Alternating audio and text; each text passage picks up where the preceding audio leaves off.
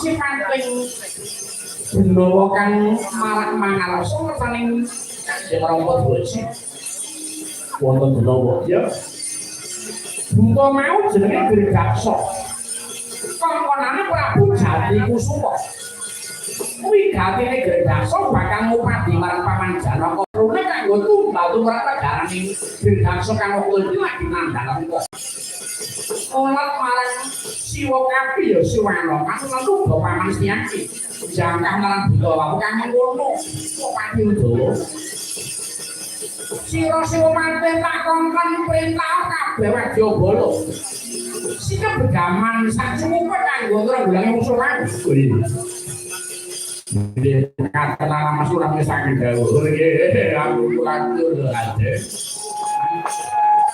Mangke kula piyambak ingkang saged maca janggalipun Gredaksa Wadyabala. Syukur pangise. Ando kesewu boten dawuh padha. Tadi Bambang kayuanku bakal masalah ngati-ati aja kongsi yai.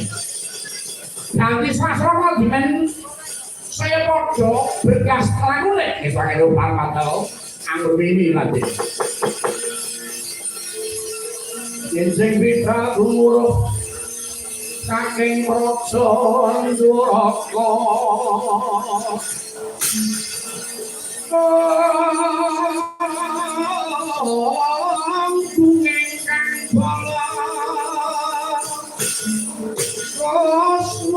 Prabu Sananila Surya Watalira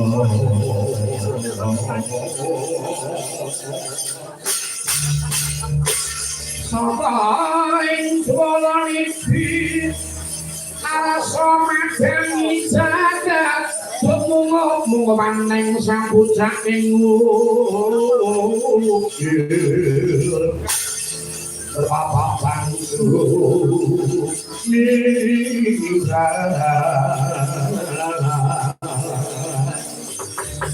Penosro sing surya nampak meko lan gunung